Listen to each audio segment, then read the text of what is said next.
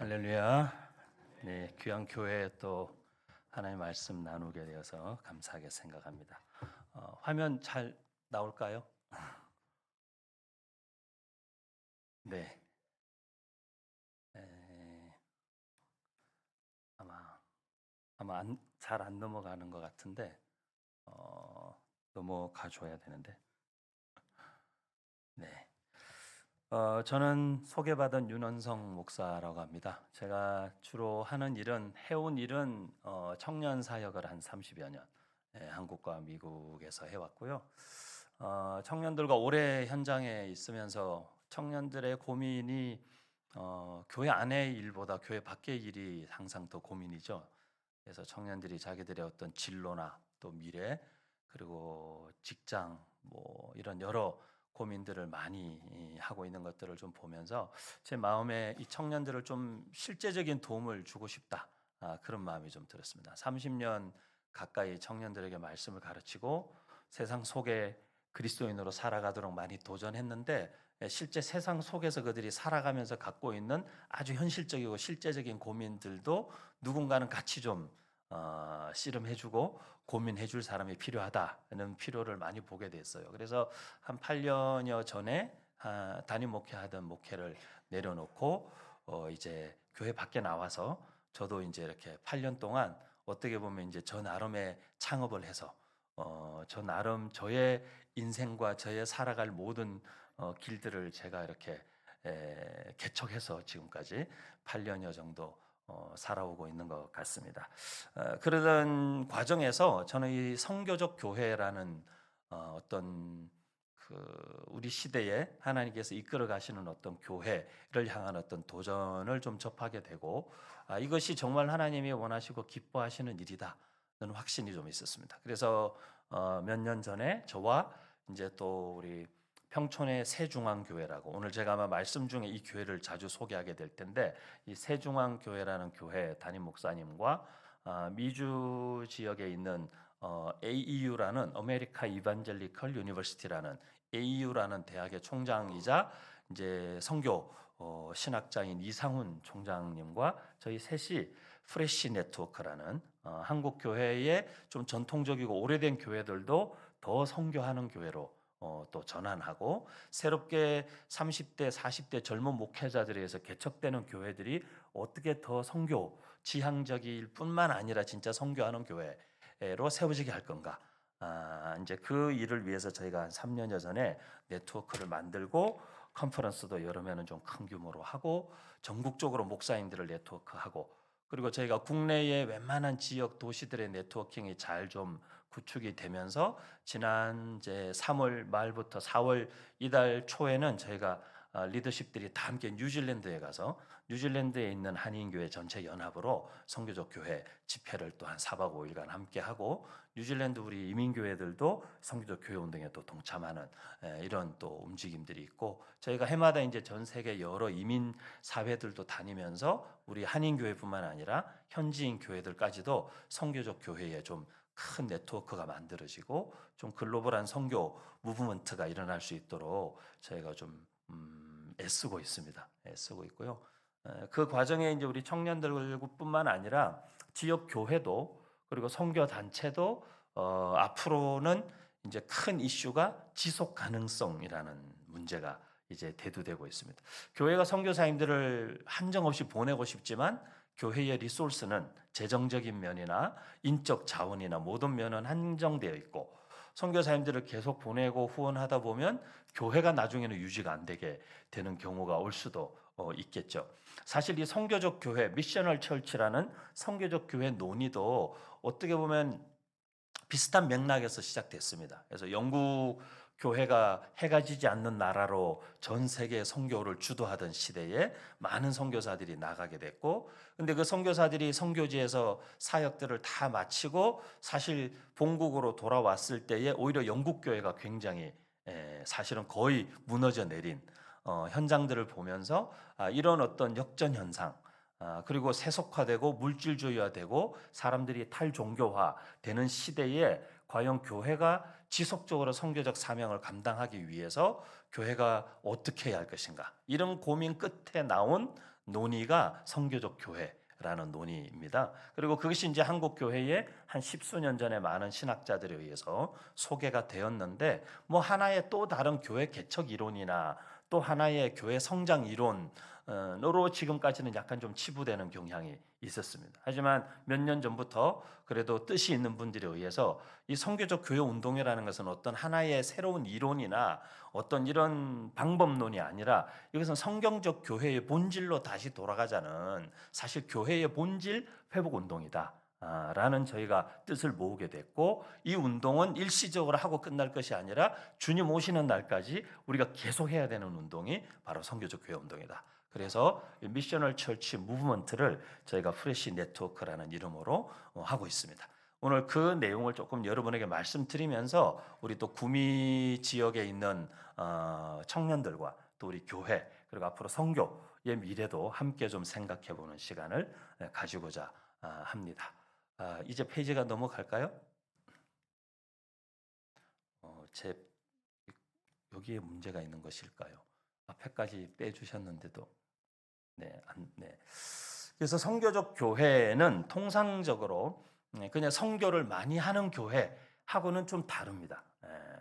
또는 저희 교회도 선교하는데요. 저희 교회도 선교위원회가 있는데요. 저희도 1년에 단기 선교도 몇 번씩 가고 선교사님들도 파송하고 뭐 선교 헌금도 보내고, 저희 교회 선교 헌금 엄청 많이 보내요. 막 교회 재정의 거의 절반 이상 씁니다. 선교에 많은 재정을 씁니다. 그걸로도 선교적 교회라고 할 수는 없습니다.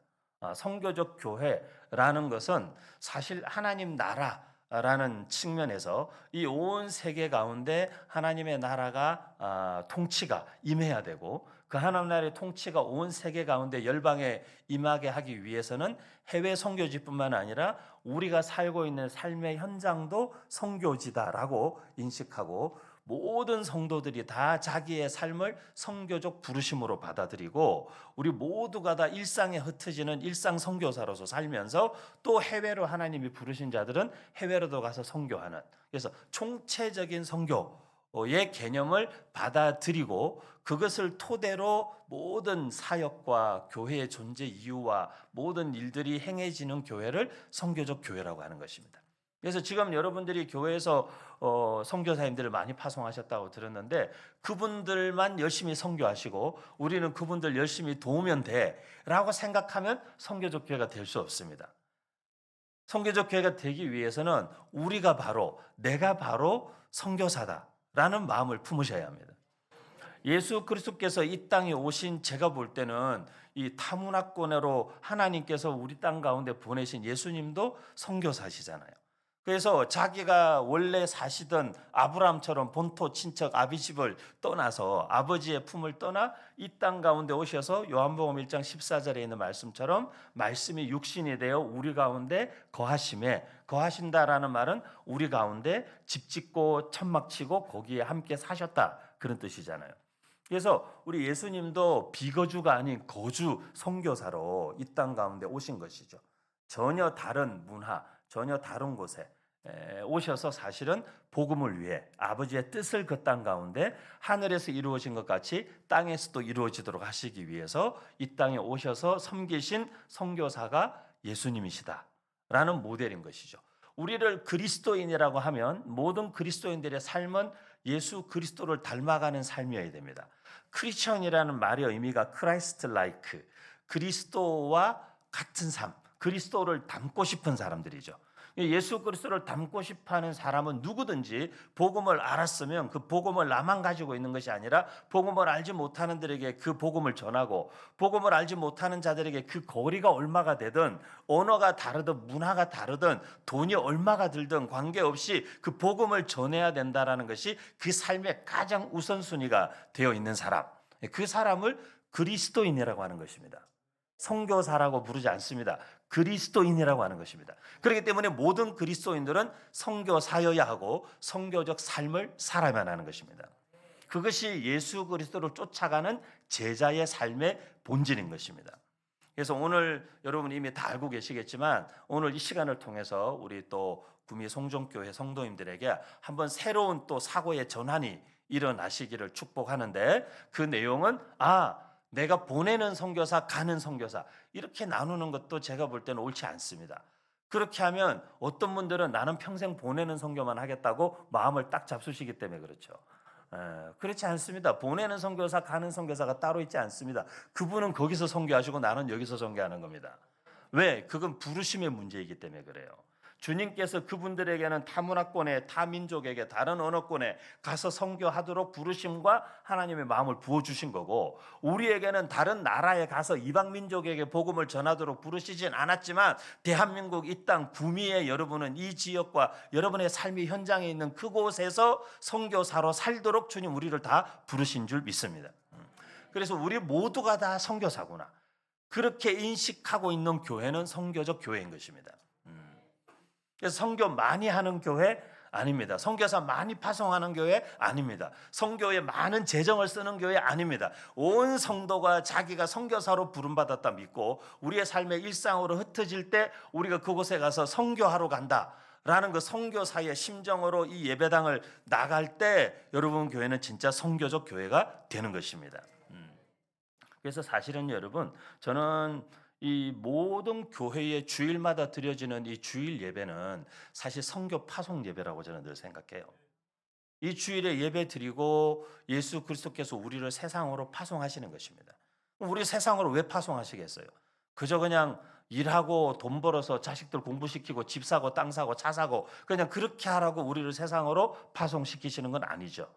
우리가 일하고 돈 벌고 집도 사고 자식들도 키우고 자식들 공부도 시키고 결혼도 시키고 다 해야 되겠지만 우리의 삶의 가장 우선순위는 그 모든 것 위에 그 모든 삶을 통해서 오직 복음이 이 땅 가운데 증거되고 하나님의 나라가 이 땅 가운데 그래서 우리를 통해 임하고 그래서 하나님의 선교가 이 땅 가운데 확장되는 것을 위해서 하나님 우리를 이 땅 가운데 보내시고 살게 하시는 것입니다.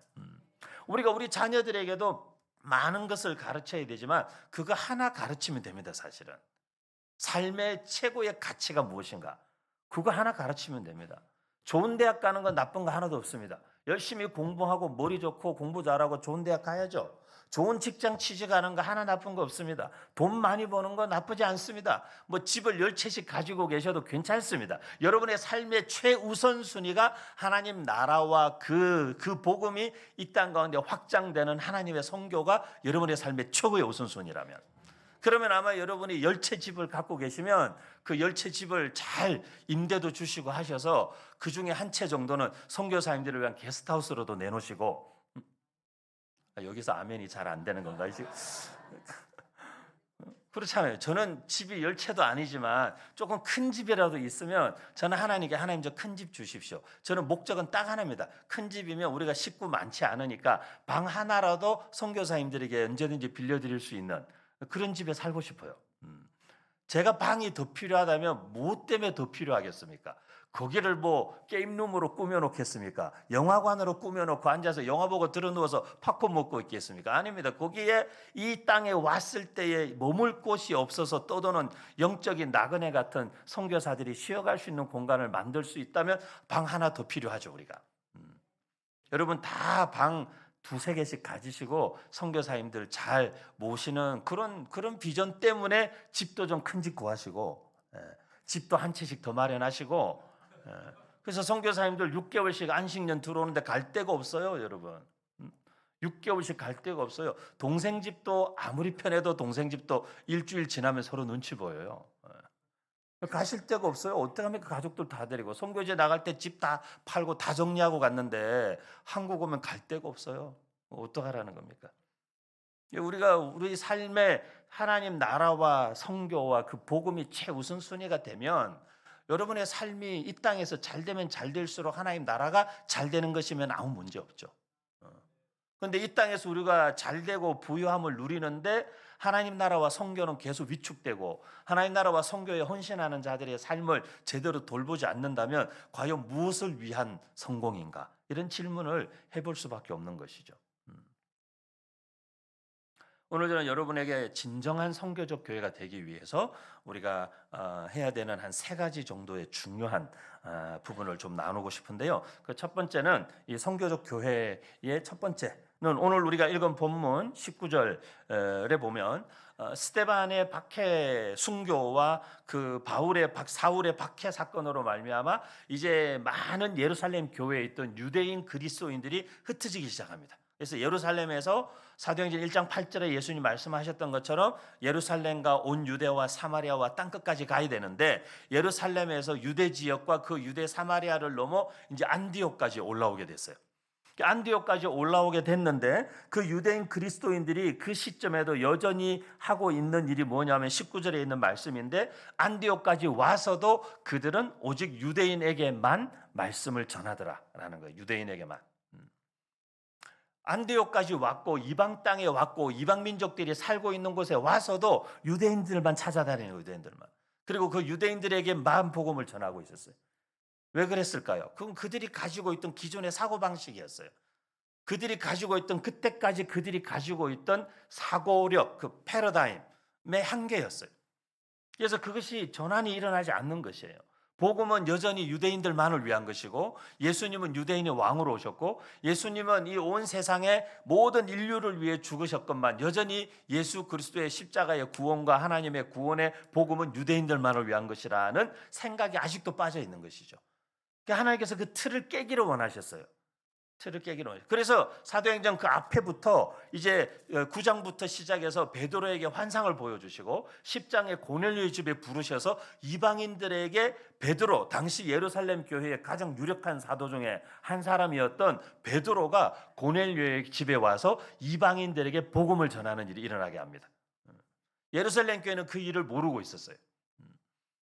근데 그 일이 일어나자 베드로가 깨닫게 됩니다.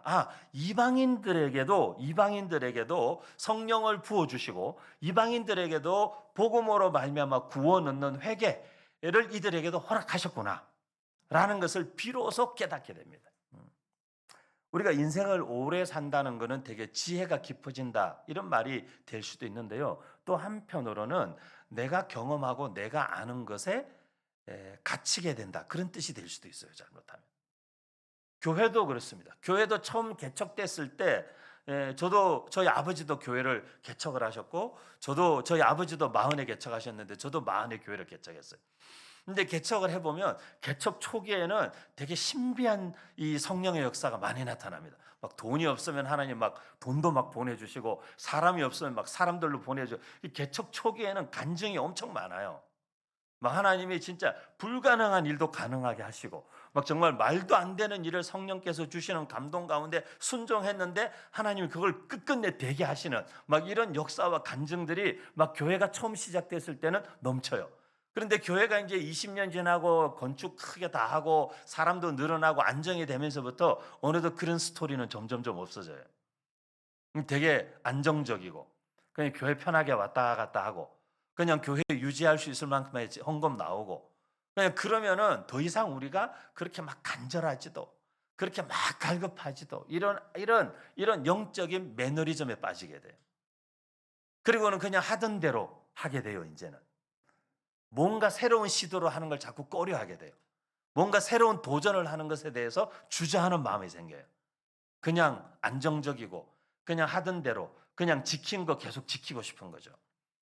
근데 정말 여러분 제가 좀 전에 여기 앞에 도착하자마자 여러분 양쪽에 이렇게 걸려있는 배너를 보고 이 교회 굉장히 무서운 교회구나 제가 그런 생각을 좀 했습니다. 이 표만 봐도 벌써 되게 무서운 교회인 것 같습니다. 근데 되게 무시무시한 교회 같은데 제가 이 표를 사진을 찍어서 저희 와이프한테 이렇게 보냈어요. 야, 이 교회 되게 무서운 교회인 것 같다. 이랬더니만은 저희 아내가 이렇게 보내면 되게 마음에 든다고 딱 자기 스타일이라고.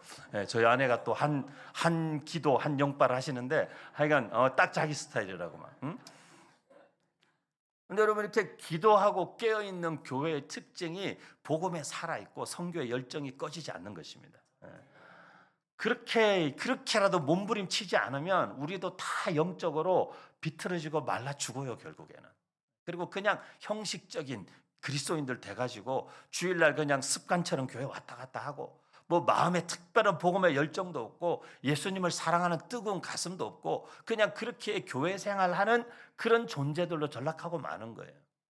혹 여러분 가운데 정말 이 우리 구미 송정교회 여러분 오래 다니시면서 마음 가운데 그런 어느 순간 나도 모르게 영적인 매너리즘에 빠지고 뭔가 영적으로 좀 무뎌지고 그냥 안주하려고 하고 이제 그냥 이 정도 됐으면 됐지 뭐 그냥 이런 마음들이 든다면 오늘 성령님께서 여러분의 영혼을 다시 한번 흔들어 깨우시고 여러분의 마음 가운데 다시 한번 복음의 열정을 사모하는 마음이 일어나게 하시고 다시 한번 또 성교에 대한 열정이 다시 불붙게 되는 귀한 예배 되시기를 축복합니다, 여러분. 그렇게 유대인들에게만 제한적으로 말씀을 전하고 있는 그때에 구브로와 구레네 몇 사람이라고 했습니다. 그러니까 예루살렘과 유대 사마리아를 벗어난 이방인 북아프리카 지역과 이스라엘이 있는 고 연안에 있는 사이프러스라는 섬이 있죠 지금. 그런 섬 지방에 있는 사람들 중에 복음을 받아들인 사람들이 왔습니다. 그들이 안디옥에 와서 그들이 유대인뿐만 아니라 헬라인들에게도 복음을 전하기 시작합니다. 유대인 크리스찬들은 그게 이해가 안 됐습니다. 처음에. 아니 왜 복음을 이방인들에게 복음을 전하는 거지? 그들은 그런 사고에 닫힌 사고를 아직까지 깨지 못하고 있었던 것이죠. 근데 그들이 헬라인들에게 복음을 전하기 시작하고 주의 손이 그들과 함께 하심에 수많은 사람들이 예수님을 믿기 시작했습니다. 그러자 이제 이 유대인 크리스찬들도 이걸 받아들이지 않을 수가 없게 된 것이죠. 그리고 이 일이 큰 논란이 되어서 드디어 예루살렘 교회까지 이 소식이 전해지게 됩니다. 그래서 예루살렘 교회에서 믿을 만한 지도자였던 바나바를 안디옥에 보냈습니다. 근데 바나바가 안디옥에서 딱 보니까 23절에 뭐라고 했냐면 그가 이르러 하나님의 은혜를 보고 기뻐하여 이렇게 이야기합니다. 이게 바나바가 인간적인 사람이 아니라 믿음과 성령이 충만한 사람이었기 때문에 바나바가 와서 딱 보고 자기가 가지고 있는 선입견으로 그것을 판단하지 않고 자기가 가지고 있는 유대인으로서의 문화적인 틀로 그것을 보지 않고 이것은 하나님께서 하시는 일이구나. 이건 하나님이 은혜로 우리 가운데 허락하시는 일이구나 라는 것을 보고 그는 유대인의 어떤 한계 그리고 자기들의 어떤 경험 자기가 지금까지 알고 있던 신앙적인 경험과 교회에 대한 어떤 이해 성교 복음에 대한 이해를 뛰어넘어 하나님이 하시는 일에 대한 눈이 열렸던 것이죠.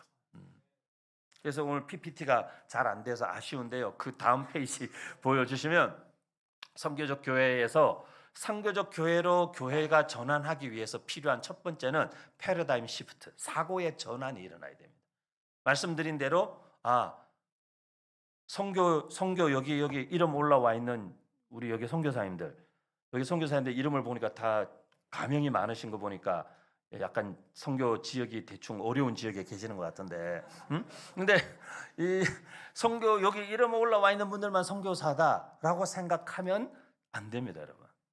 안 됩니다. 제가 아까 말씀드린 저희 프레시 네트워크 같이 하는 평촌에 있는 새중앙교회라는 교회는 주보의 선교사님들 명단이 그 교회는 좀 큰 교회입니다. 한 10,000여 명 출석하는 교회인데 주보에 선교사님들 명단이 있죠. 많으시죠. 선교사님들이 아무래도 큰 교회니까 많은데요. 그 교회는 선교사 명단이 4페이지 정도예요. 4페이지.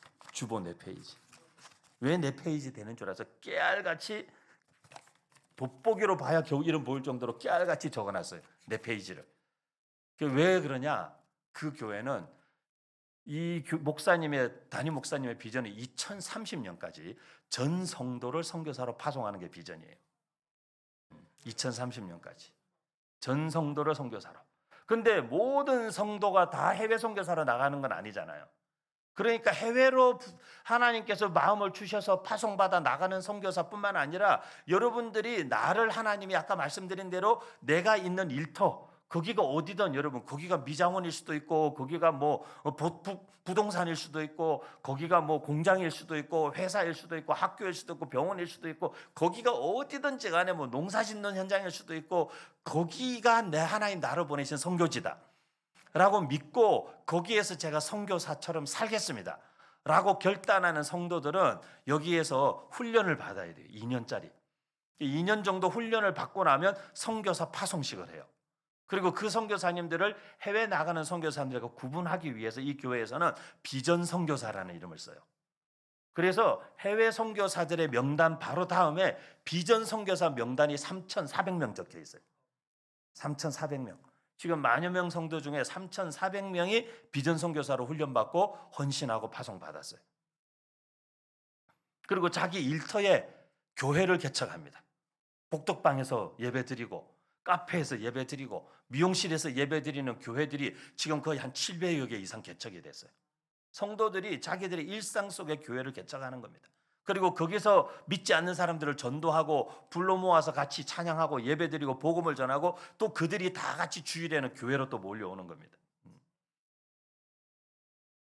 우리 구미 송정교회도 주보가 교회 규모에 비해서 페이지 수가 많은데 여기 한 4페이지는 성도님들 선교사 명단 되기를 축복합니다, 여러분.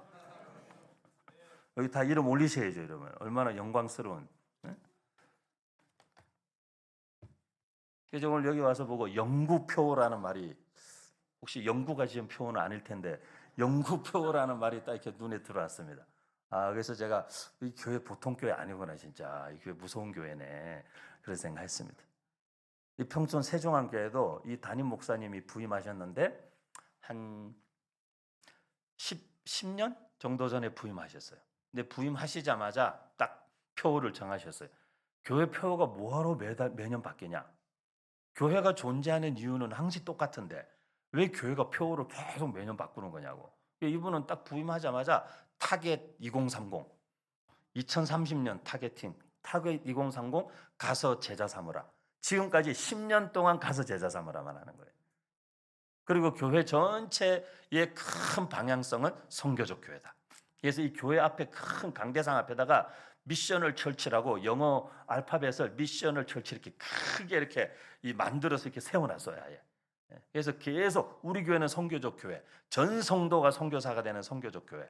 그리고 우리 교회가 매년 목표로 하는 것은 2030까지 전 성도 선교사 되고 온 성도가 타겟 2030 일상 속에서 복음 전하고 제자 삼는 사역. 그거밖에 없다. 예수님께서 우리에게 부탁하신 게 그거밖에 없으니까. 마태복음, 마가복음, 누가복음, 요한복음 마지막 장에 제자들에게 마지막으로 유언처럼 하신 부탁, 사도행전 1장에 마지막으로 하신 모든 부탁은 땅 끝까지 내 증인이 되고 땅 끝까지 복음을 전하고 모든 민족을 제자를 삼고, 그거밖에 없잖아요. 근데 우리는 가끔씩 이렇게 뭐 부모님 유언도 잘 안 지키니까. 근데 예수님의 유언도 잘 안 지키면서 자꾸 엉뚱한 걸 많이 하려고 그래요, 교회들이. 예수님이 유언처럼 우리에게 주신 사명을 제쳐놓고 딴 거 열심히 한다고 예수님이 기뻐하시겠습니까, 여러분? 그러지 않습니다. 그분이 가시며 자기의 마지막 부탁 제자들에게 하신, 가서 제자 삼아라. 내가 너에게 가르쳐 분부한 모든 것을 그들에게도 가르쳐서 지키게 해라. 온 천하에 다니며 만민에게 복음을 증거해라. 요한복음에서는 베드로에게 아주 구체적으로 내 양을 먹이고 내 양을 치고.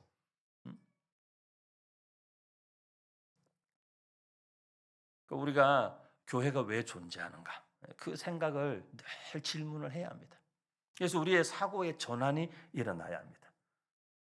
가는 선교사, 보내는 선교사 이런 게 없습니다. 이제 여러분, 우리 다 선교사입니다. 우리 다. 옆에 있는 분들에게 한번 인사합시다. 축하합니다, 선교사님. 이렇게. 여러분, 우리 다 얼마나 오늘 그냥 저는 늘 이럴 때마다 보람이 있습니다. 제가 막 이렇게 주일 설교 한 번으로 선교사님 지금 제가 보니까 한 100명 만든 것 같아요. 보니까 얼마나 감사한지 모르겠어요. 응?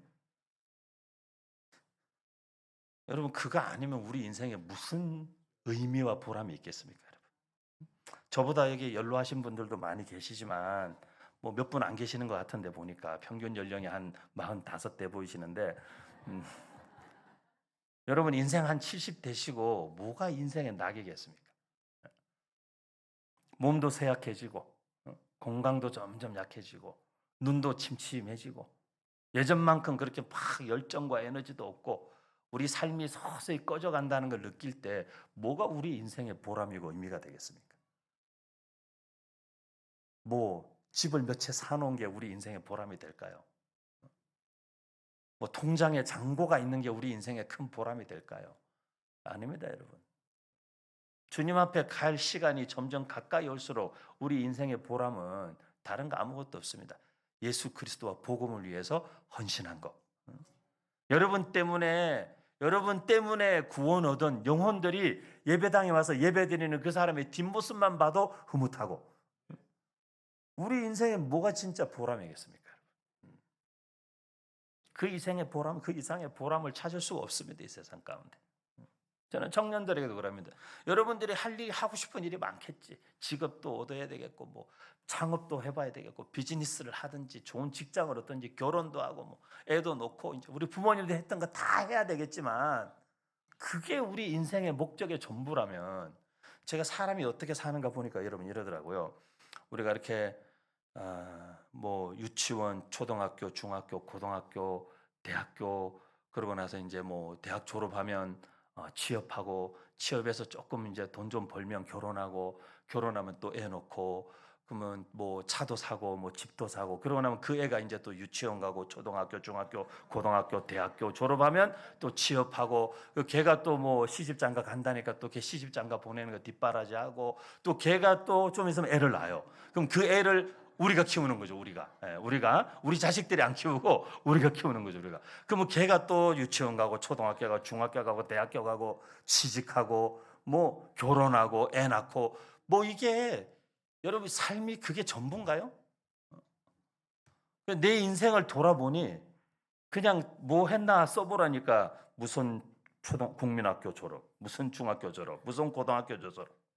옛날에는 고졸 많으시니까 대학교는 못 가신 분도 있고, 뭐 무슨 대학교 졸업, 무슨 회사 몇 년 근무, 뭐 몇 년 후에 퇴직. 그게 우리 인생에 쓸 게 전부면, 그 세상 이력서도 그거 쓰고 나면 허전할 텐데, 하나님 앞에 우리가 한번 이력서 제출한다고 한번 해보시죠, 여러분. 하나님 앞에 우리 이력서 쓰면 뭘 써야 될까요? 하나님이 보실 때, 우리 이력서 쓸 때 면접관들이 되게 관심 가질 만한 내용 쓰고 싶어 하잖아요. 하나님께 우리 이력서 하나 제출한다고 하고 써보시면, 하나님이 우리 이력서에 어느 줄에 마음이 딱 꽂히실까? 그거는 우리가 생각을 해봐야죠. 제가 주일 오후에 이렇게 참 피곤한 시간에 여러분께 엄청 부담 드리는 것 같은데, 너무 안타까워서 그러죠. 한 번 사는 인생인데 나중에 후회하면 안 되잖아요. 하나님 앞에 갈수록, 나이 들어갈수록 저희가 하나님 앞에 설 때 떳떳한 삶을 준비해야 되는데, 선교, 복음을 위해 살고 선교하는 거 말고 다른 거 없습니다, 여러분. 다른 거 없습니다. 우리 청년들, 자녀들 위해서 많이 기도하셔야죠. 자녀들이 잘 돼야죠. 쉽지 않은 시대입니다. 우리 청년들도 기도 많이 해야죠. 우리 삶이 잘 돼야 됩니다. 근데 왜? 뭐 때문에?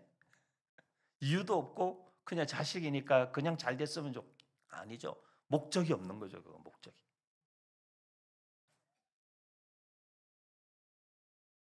첫 번째가 뭐라고요? 이 사고의 전환이 일어나야 된다. 아, 우리가 다 선교사구나. 우리가 다 선교적 삶을 살아야 하는 것이구나. 그게 사고의 전환. 그게 진짜 교회구나. 그 사고의 전환. 두 번째는 우리 PPT에 또 있는데, 두 번째는 저를 한번 따라하시죠. 시각의 확장. 이렇게 우리가 보는 관점에 좀 더 관점이 확장이 돼야 합니다. 그래서 우리가 보는 관점이 예루살렘과 유대를 넘어 사마리아와 땅끝까지, 바나바가 와서 보니, 아, 예루살렘에만 주님이 임하시는 게 아니구나. 이 이방 땅 안디옥의 이방 민족들에게도 주님이 찾아오시고, 주님이 그들을 만나 주시고, 아, 그들이 복음을 듣고. 그리고 사실 여러분, 사도행전 11장부터 13장까지는 제가 볼 때는요, 성경 전체에 있어서 굉장히 중요한 분기점이 되는 장이에요. 이 사도행전 11장에서 13장의 사건이 일어나지 않았으면 안디옥에서 오늘 우리도 복음을 들을 수 있는 기회가 없었을지도 몰라요. 근데 베드로에게 생각의 사고의 전환이 일어나고, 바나바가 와서 보고 사고의 전환이 일어나고, 그 베드로와 바나바의 보고를 받은 예루살렘 교회의 지도자들에게 사고의 전환이 일어나고, 아, 이제 복음이 이방인들에게도 전해져야 되는 거구나. 예수님 말씀하셨던 그게 바로 이것을 의미하는 거구나 라는 걸 이제서야 사도들도 말씀하셨는데 이제 깨달아진 거예요. 어떻게 보면 이제 현실로 다가온 거예요. 그런데 그 전에도요, 보면 사도행전에 보세요. 6장 7장 이렇게 보면 빌립이나 이런 집사님들은 이미 사마리아로 막 다니면서 에디오피아 내시에게도 이방인들에게 복음을 이미 전하고 있었어요. 근데 오히려 교회의 지도자들은 혹시 그때 그분들은 아마 제가 볼 때는 예수님 사후에 그리고 부활하신 이후에 아마 잡혀갈까 봐 이렇게 운신의 폭이 좀 좁았던 것 같아요. 그래서 그런지는 모르지만 늘 숨어 다니고 조용히 다니고 하다 보니 이분들이 생각이 어느덧 제가 볼 때는 복음을 막 열방 땅끝까지 예루살렘, 유대, 사마리아 땅끝까지 증인이 되라 이 말씀은 온데간데 없고 지금 현실적으로 어쨌든 예루살렘 교회를 유지하고 예루살렘 교회의 안전과 이거 대급급했던 것 같아요. 그런데 그러니까 성령님께서 엉뚱한 데서 물꼬를 터뜨리시는 거죠. 그 일이 일어나게 됩니다. 그래서 시야가 확 이제 열리게 되는 것이죠. 그래서 이방인들에게 복음을 전해야 되는 거구나. 그리고는 사도행전 13장에 가면 드디어 이방인들을 위한 사역을 위해 바울과 바나바를 따로 세워서 이방인들을 위한 선교사로 그들을 파송하는 장면이 사도행전 13장에 안디옥 교회에서 일어나는 것이죠. 굉장히 놀라운 말씀입니다. 이 큰 전환이 사실 오늘 우리에게도 복음이 오게 된 큰 물꼬가 터진 사건이 되는 것이죠. 얼마나 놀라운 사건인지 모릅니다. 근데 사실 오늘 우리가 지금 시대에도 우리가 갖고 있는 어떤 시각을 좀 바꿔야 됩니다. 지금 시대는 여러분 여기 구미도 아마 그러실 텐데 저는 제가 하고 있는 일이 여기 보니까 제 소개를 어번데일 벤처스 센터장 이렇게 해놨던데 교회 주보에 보통 이렇게 소개 잘 안 하는데 목사님이 의도가 있으신 것 같은데 제가 벤처 기업과 함께 청년들을 창업시키고 교회와 목회자들도 지금은 이중직이나 직업을 갖고 계신 분들이 우리나라에 한 2만 명 넘게 계세요. 그러니까 직업을 가지고 계신 목회자들 그리고 선교사님들도 앞으로는 선교지에도 제일 중요한 이슈가 지속 가능성, 서스테이너블한 이 선교가 어떻게 가능하게 할 것이냐. 왜냐하면 한국은 지금 교회들이 점점 위축되고 있어요. 계속 조금씩 규모도 작아지고 재정도 줄어들고 선교사님들을 언제까지 계속 서포트할 수 있을지 몰라요. 그래서 선교도 지금은 사실 자립 선교가 굉장히 큰 주제예요. 비즈니스 선교. 그래서 제가 IBA라는 인터내셔널 비즈니스 에저 미션 얼라이언스에 그 IBA라고 비즈니스 선교하는 우리나라의 연합 단체가 있는데 거기에도 이사로 들어가서 거기에도 계속 강의하고 이런 여러 활동들을 같이 하고 있어요. 지난번 로잔 대회가 송도에서 있었는데 로잔 대회 참석자들이 전 세계에서 한 5천여 명의 지도자들이 로잔에 오지 않았습니까? 왔는데 그 로잔에서 분과별 모임이 있었어요. 그 분과 중에 저희가 비즈니스 에즈 미션과 소위 말해서 마켓플레이스 디알러지, 일터 신학, 일터 사역과 비즈니스 선교라는 주제에 5천 명 중에 몇 명이 온 줄 아세요, 여러분? 5천 명 중에 약 1,800명이 오셨어요. 1,800명이 수십 개 주제 중에 그 한 주제에 1,800명이 오셨어요. 그래서 1,400명 들어가는 공간인데 다 못 들어오셨어요. 다 못 들어요. 그만큼 지금 전 세계적인 선교의 지도자들과 교계 지도자들의 관심이 이 문제에 지금 다 쏠려 있어요. 앞이 뻔히 내다 보이기 때문에. 그래서 제가 오번데일 벤처스라는 벤처 회사와 함께 교회 평촌의 세종안교회와 협력해서 세종안교회가 비전센터 건물의 한 층을 5층 제일 꼭대기층을 싹 다 비웠어요.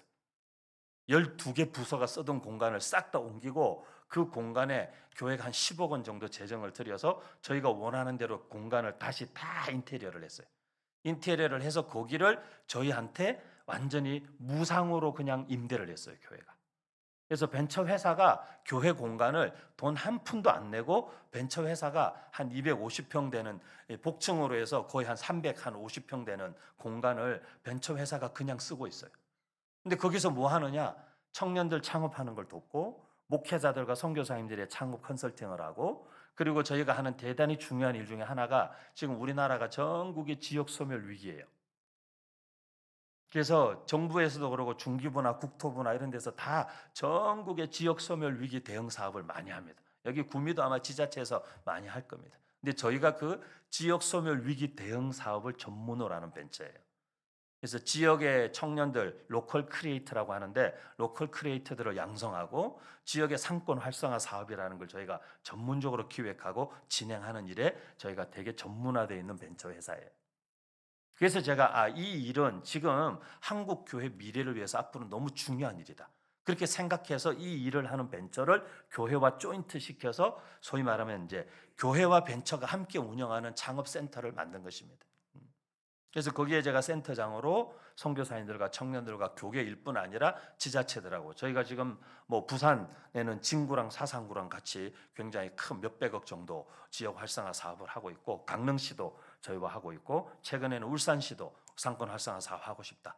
지자체에서 저희한테 먼저 요청하죠. 저희가 전문 기획자들이고 사업을 저희들이 전문적으로 운영하는 사람들이니까 구미도 혹시 여러분 구미 시장님 친하시면 저희한테 연결해 주시면 저희가 구미시에 도움이 되는 사업을 잘 만들어 드릴 수 있고 그 사업을 통해 구미 지역의 젊은 청년들이 여기서 창업하고 이 지역을 떠나지 않고 여기서 살아갈 수 있도록 그래서 그 청년들이 그 지역에 있어야 지역 교회도 섬길 거 아닙니까?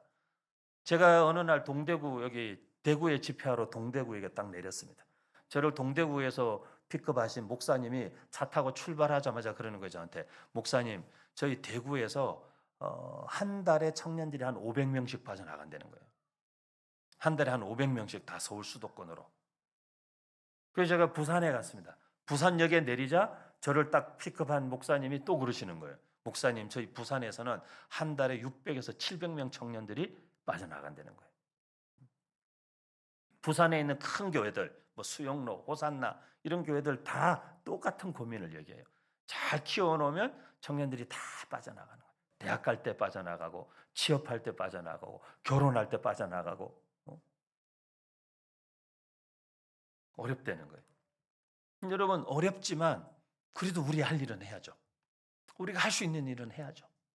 제가 볼 때 할 수 있는 일은 크게 두 가지 방향에서 여러분 생각해 보셔야 돼요. 첫 번째는 그냥 우리 교회는 사람을 키워서 파송하는 하나님 나라를 위해서 그냥 섬기는 교회다.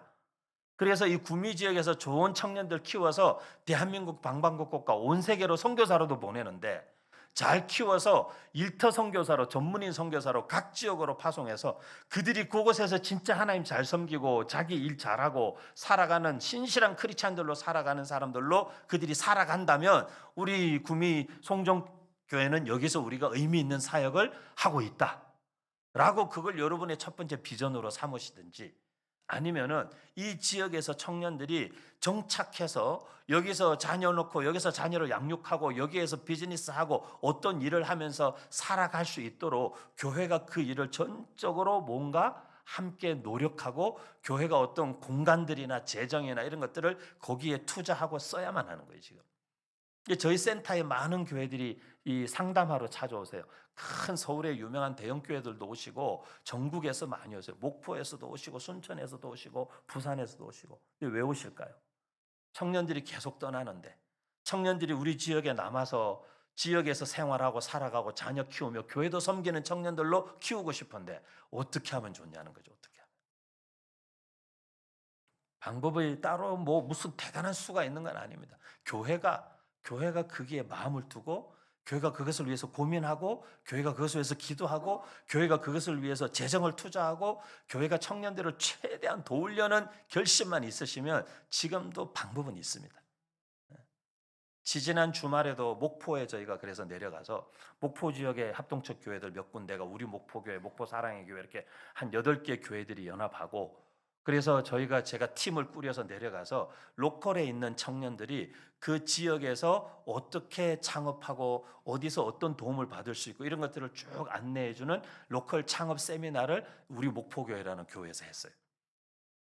그래서 그 목포 지역에 있는 청년들이 다 와서 내가 지역에 남아서 지난 여름에 제가 그 교회에 지난 겨울에 제가 그 교회 연합수련회를 했는데 목포 지역에 청년 연합수련회를 했는데 그때 청년들에게 여러분 다 서울 수도권만 가려고 그러지 말고 여러분 다 해외만 가려고 그러지 말고 여러분은 어떻게든 목포를 떠날 생각만 하지 말고 하나님의 부르심이 있으면 떠나는데 부르심이 없으면 떠나면 안 된다. 근데 청년들이 한 5명이 연락이 왔어요. 자기들 목포를 떠나려고 했는데 목사님 설교 듣고 목포에 남기로 했다는 거예요. 그러니까 책임지라는 거예요. 그래서 책임지기 위해서 좀만 기다려라.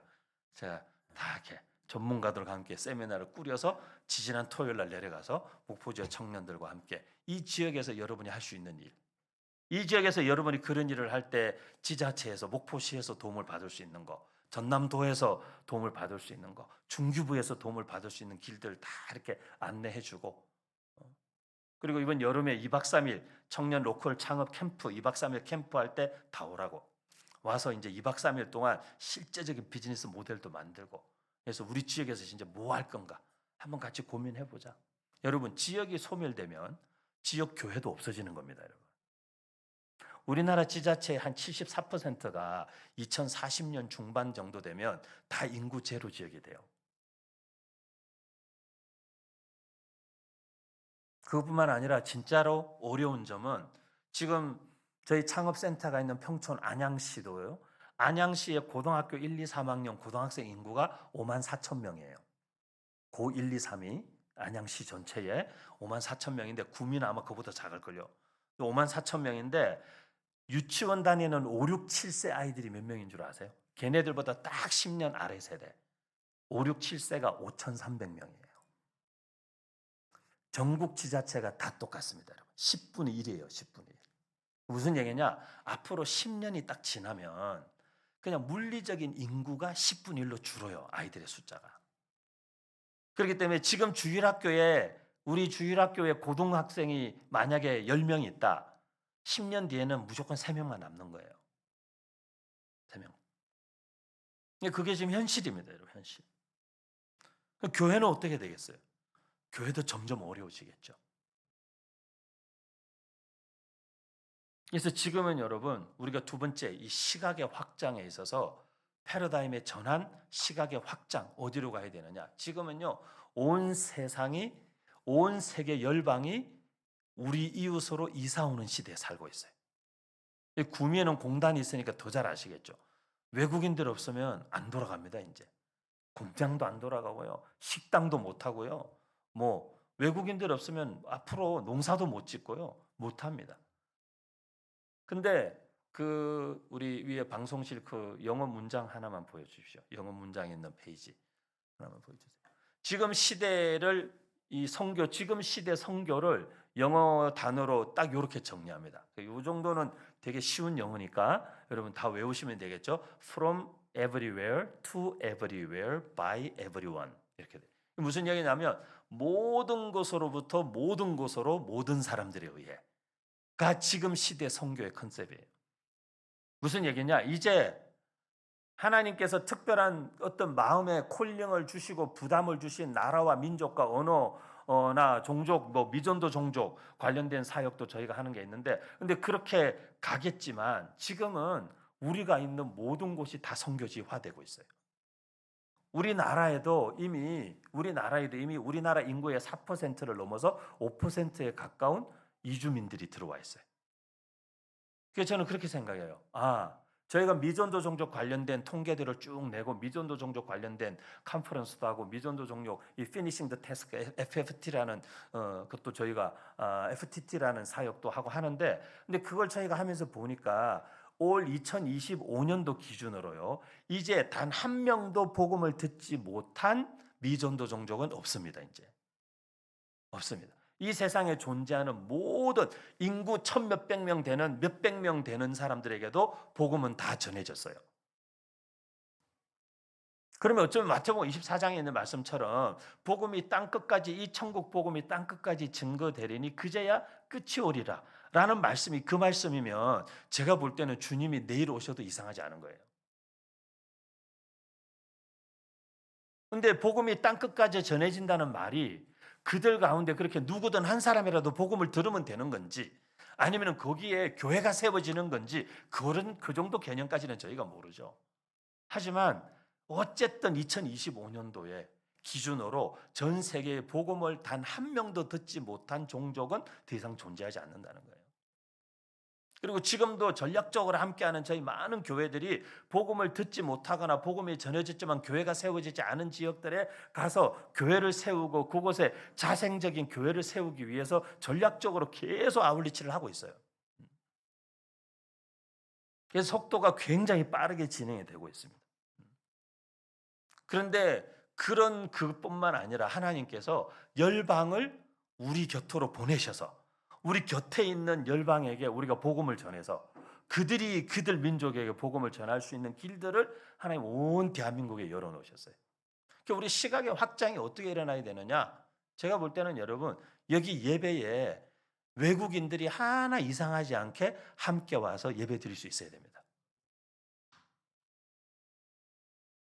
아니 비행기 타고 일부러 휴가까지 내셔서 바다 건너 가서도 선교하시는데 우리 옆에 있는 외국인에게 선교를 하지 않는다는 게 얼마나 모순입니까, 여러분?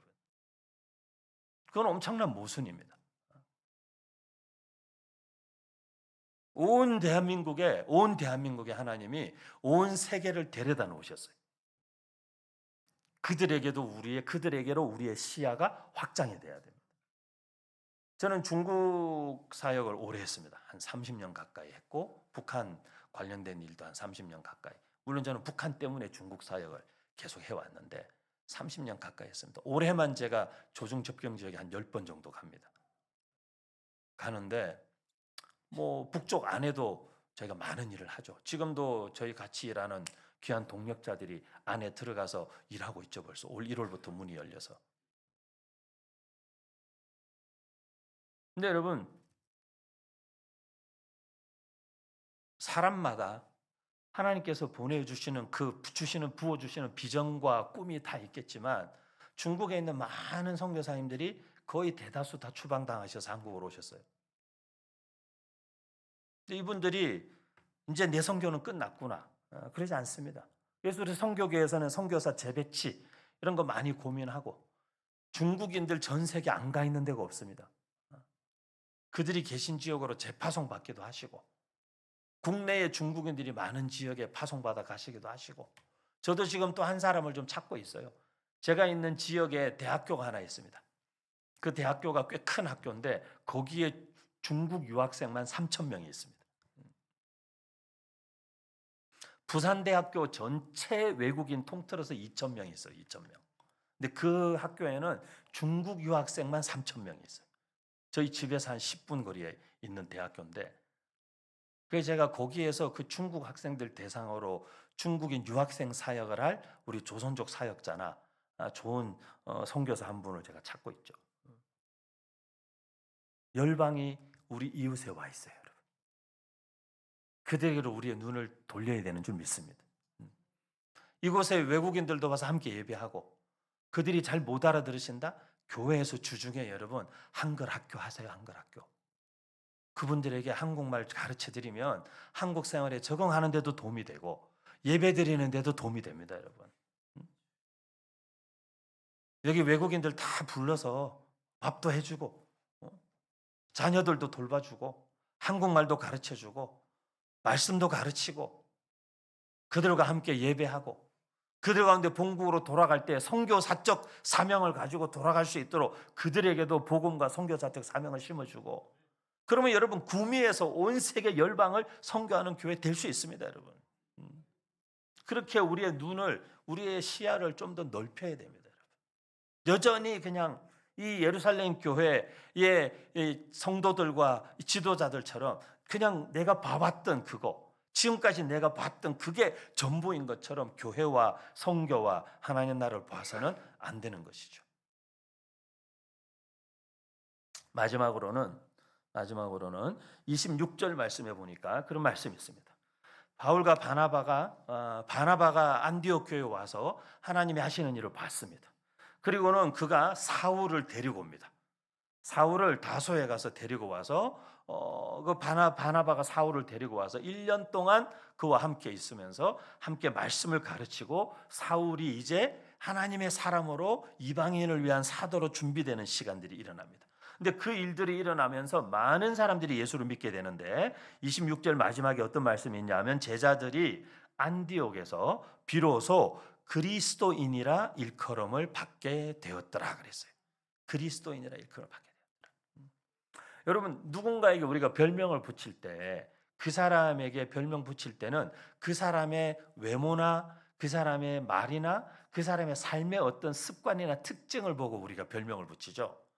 근데 그 안디옥에 모여 있는 예수 믿는 사람들을 이렇게 보니까 이 사람들한테 공통적인 특징이 하나 보였던 거죠. 그게 뭐냐면 이 사람들이 주로 사용하는 단어, 주로 쓰는 말에 항상 예수 그리스도라는 말이 들어갔던 거죠. 특히 그리스도라는 말이 되게 많이 들렸던 것 같아요. 그리스도는 진짜 기름 부음을 받은 자. 예수가 그리스도다. 예수가 정말 이 온 세상 인류를 구원하기 위하여 하나님의 기름 부음 받은 그리스도로 이 땅에 보내신 하나님의 아들이시다. 복음을 전가하다 보면 예수 그리스도를 말할 수밖에 없는 거죠. 그러니까 그들의 삶의 중심, 그들의 삶의 이유, 그들의 삶의 핵심 가치, 그들의 삶의 모든 것이 그리스도를 중심으로 돌아가는 걸 늘 보게 된 거죠. 그래서 그들이 이름을 붙인 거예요. 저들을 그리스도인이라고 부르자.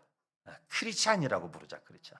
왜? 쟤들은 보니까 입만 열면 예수 그리스도. 저들의 삶의 모든 이유도 예수 그리스도. 왜 저러고 사냐 물어봐도 예수 그리스도 때문이라고. 그리고 그들이 가르치고 공부하는 모든 내용에는 예수 그리스도께서 행하신 일들을 가르치고 말하고. 그래서 그들을 그리스도인이라고 부르자. 그래서 그리스도인이라는 이름을 안 믿는 사람들이 우리한테 붙여준 거예요. 제자들에게. 일컬음을 받았던 거예요. 제가 이 말씀을 묵상할 때마다 늘 생각해 봐요. 오늘 우리 시대의 교회나 성도들을 향해서 세상은 뭐라고 이름을 붙이기 좋아할까? 제가 강대상에서 차마 입에 담기 힘든 말들을 많이 하시는 것 같아요, 그분들이. 우리 예수 믿는 사람들에 대해서, 기독교에 대해서.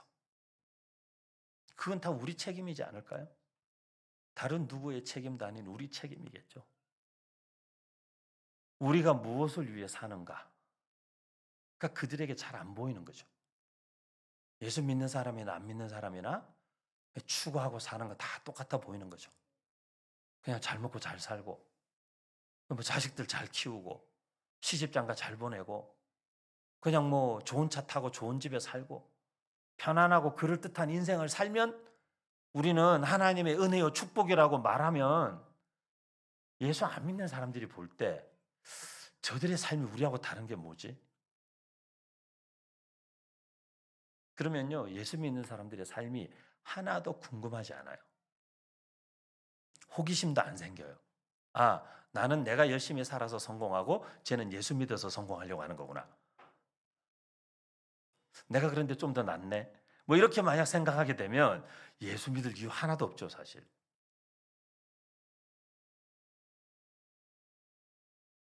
우리가 선교적 삶을 산다는 것은 그리스도 중심적, 복음 중심적 삶을 사는 것입니다. 우리 일상에서. 그래서 하여간 우리 삶을 옆구리 쿡 찌르면 우리 삶에서 예수 그리스도가 튀어나와야 되는 것이죠.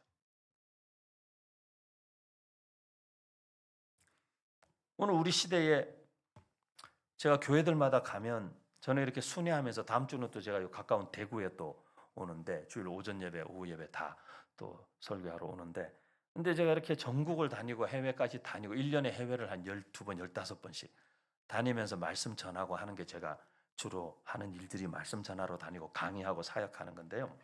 근데 제가 가는 곳마다 목사님들이 그런 말씀하세요. 아, 목사님, 제가 청년 다음 세대 사회 오래 하신 줄도 또 아니까 요즘에 교회 아이들이 없다고. 청소년들도 없고 청년들도 없고 다 그런 말씀하세요. 그래서 제가 그럴 때마다 늘 말씀드리죠. 네, 교회 안에만 없죠. 네. 교회 밖에 나가면 많습니다. 네. 학교 가면 애들이 경상도 말로 천지 삐까리고 저기 어디 뭐 쇼핑몰에 가보세요. 애들 놀린 게 애들입니다. 그냥. 응? 교회에만 없어요. 교회만. 왜 교회에만 없는 걸까요? 왜? 애들이 다 못돼 먹어가지고 예수 안 믿기로 작정을 한 겁니까? 애들이 다? 그러지 않습니다. 걱정들이 많으세요. 그래서. 근데 여러분, 제가 이 말씀만 드리고 기도하고 마무리하고 싶은데, 근데 여러분, 지금도 애들이 모이는 교회는 또 모입니다. 근데 어떤 교회 애들이 모이는 줄 아세요? 피자도 사주고 햄버거도 사주고, 응? 교회에다가 PC방도 만들어주고, 응? 탁구대도 갖다 놓고 농구대도 갖다 놓고 그렇게 해도 애들이 와요. 근데 애들이 그렇게 해놓으면 주로 놀러 와요. 교회에 놀러 왔다가 예수님 만나기도 합니다.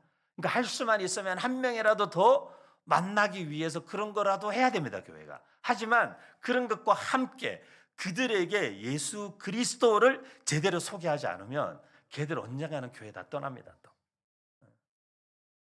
저희가 청소년 청년 사역 잘 되는 교회들을 저희 프레시 네트워크 안에서 쭉 보면 공통점이 있어요. 청소년 청년들이 많이 모이는 교회의 공통점은 애들에게 먹을거리와 놀거리를 많이 제공하는 일도 당연히 그들도 다양한 방법들을, 창조적인 방법들을 많이 동원합니다. 동원하지만 진짜 본질은 어디 있냐면 애들에게 복음을 확실하게 전합니다. 강요하는 게 아니라 예수님이 누군지를 확실하게 전합니다. 그리고 왜 너희에게 예수님이 필요한지를 애들에게 분명하게 이야기해 줍니다. 그래서 지금도 잘 되는 중고등부, 잘 되는 청년부, 청년들과 함께 개척해서 4, 5년 만에 300명, 500명씩 모이는 교회들도 있는데, 그런 20, 30대가 300명, 500명씩 모이는 교회에 보면은 예배의 메시지도 철저하게 복음 중심적이고 거의 청년들이 1대1로 전도해서 다 예수 믿은 아이들이에요. 그래서 저희 네트워크에 있는 한 교회는 한 500여 명 5년 만에 모이는 교회인데 다 20대들이 대부분이에요. 그런데 그 20대들의 95% 이상이 다 그 교회에 와서 처음 예수 믿은 애들이에요. 다른 교회에서 온 청년들이 아니에요. 지금은요, 전국에 저희가 걷잡을 수 없도록 중고등부 아이들이 학교에서 기도 운동을 불붙여 가지고요, 걷잡을 수가 없습니다. 지난 2년 사이에 여러분, 우리 한국의 중고등학교에 중학생, 고등학생들이 시작해서 30명, 50명, 어떤 데는 150명, 200명 모이는 기도 모임이 거의 한 1,800개 넘게 생겨났어요. 지난 2년 사이에. 근데 그거를 우리 같은 목회자들이 학교 가서 한 게 아니에요. 아이들이 한 거예요, 아이들이. 중학생 아이들이, 고등학생 아이들이 한 거예요. 왜 그런 줄 아세요? 이 중학생 아이들, 고등학생 아이들한테 너희가 캠퍼스 선교사야, 너네가. 하나님을 너네 그 학교 보내신 이유가 있다. 하나님이 너를 그 학교 보내신 이유는 그 학교에서 너로 하여금 복음의 통로가 되게 하고, 네가 그 학교에 있는 동안에 너희 학교와 그 학교에 있는 아이들을 위해서 기도하고, 거기서 네가 무슨 1등급 받아가지고 좋은 대학 가라고 하나님 너를 거기만 보내신 줄 아냐. 이 아이들이 그 도전을 받아들이는 거예요. 그리고 학교에 가서 친구들하고 기도하는 거예요. 혼자서도 기도하는 거예요. 장소 기도 모임 하는데 애들이 20, 30명 모이는데 교장 선생님 찾아가서 장소 열어 달래니까 안 된다고. 그럼 애들이 학교 담벼락 옆에 모여서 기도하는 거예요. 근데 숫자가 자꾸 늘어나는 거예요. 그러니까 예수 믿는 교사들이나 심지어 교장 선생님조차도 커밍아웃 하는 거예요, 나중에는. 나도 예수 믿는 사람인데 뭐 이러면서 나도 같이 하겠다. 선생님들도 막 도전받는 거, 아이들한테. 근데 이런 일이 전국 초중고등학교에 지금 막 들불같이 번져나가고 있어요. 우리 성정교회 청소년들에게도 또 그 가슴에, 우리 아이들의 가슴에 그런 복음의 불이 붙으면요, 그 아이들 때문에 무슨 일이 일어날지 모릅니다, 여러분. 그 아이들이 고등학교를 졸업하고 대학을 가기 시작했어요, 지금. 지금요, 대학교 안에도 놀라운 일들이 시작되고 있어요. 안 된다고 하지만 여러분, 되는 데는 여전히 됩니다. 근데 왜 되느냐? 왜 되느냐? 그 중심에 복음이 있고 예수 그리스도가 있기 때문이에요. 우리 사랑하는 귀한 구미 송정교회 우리 성도 여러분, 우리 교회에 애들이 없다고 요즘 중고등부 애들이 예수 안 믿는 거 아닙니다. 우리 눈에 뭔가 현실적인 어떤 눈에 보이는 일이 보이지 않는다고 해서 하나님이 아무 일도 하시지 않는 것도 아닙니다. 하나님은 지금도 온 세계 가운데서, 하나님 지금도 꽉 막혀 있고 꽉 닫혀 있고, 우리는 한국 여권 가지고 가지도 못할 저 북한 땅에서도 엄청 많은 일을 하고 계세요. 지난 4월 6일 날 평양 마라톤 대회, 전 세계에서 아마추어 마라토너가 200명이 들어갔어요. 약 40개국에서. 근데 그들 가운데 많은 사람들이 크리스찬들이에요. 북한 가서 그 땅을 밟고 뛰면서 기도하기 위해서 일부러 들어간 거예요. 그리고 마라톤 전문 마라토너가 아닌데 러닝 연습 열심히 해가지고 그 마라톤 대회 참여하기 위해서 왜 북한 땅에 공식적으로 들어가서 그 땅을 밟으면서 평양 땅 밟으면서 기도할 수 있는 너무 좋은 기회잖아요. 내 눈에 보이지 않는다고, 내 주변에 아무 일도 일어나지 않는다고 해서 하나님이 죽으신 게 아니에요, 여러분. 하나님 살아계시고, 하나님 지금도 일하시고, 하나님 이곳에서도 일하시고, 하나님 북한 땅에도 일하시고, 하나님 저 중동에도 일하시고, 하나님 아프리카에도 일하시고, 중남미에도 일하시고, 그 하나님이 구미에서도 일하십니다, 여러분. 여러분의 일상 속에서도 하나님이 살아서 역사하십니다, 여러분. 그 하나님을 신뢰함으로 이제 이 예배를 마치고 우리의 일상과 우리의 삶의 현장으로 내가 선교사로 보냄받는다는 심정과 그 결단으로 나가서 그곳에 하나님 나라가 임하고 복음의 역사가 나타나기를 기도하고 구하는 그 성도들이 모인 교회, 그런 교회를 선교적 교회라 하고, 그런 교회가 지금 우리 시대에도 되는 교회가 되는 겁니다. 여전히 되는 교회는 됩니다, 여러분. 예수 그리스도의 복음 중심적 삶을 살고 우리의 선교적 패러다임의 전환이 일어나고 우리의 영적인 시야를 넓혀서 하나님이 하시는 일들을 보고, 아, 이거 하나님이 하시는 일이구나, 그걸 받아들이고 모든 사람이 모든 곳에서 정말 모두에게 다가갈 수 있는 이런 시대에 우리가 선교적 삶을 살아갈 때 우리 귀한 구미 송정교회 통해서 이 구미 지역뿐 아니라 앞으로 경상북도, 대한민국, 저 북한, 온 세계에 하나님 하시는 놀라운 역사가 계속해서 확장되고 불붙어 나가게 될 줄 믿습니다. 우리 같이 한번 찬양 한 곡 하고 기도 한번 하겠습니다.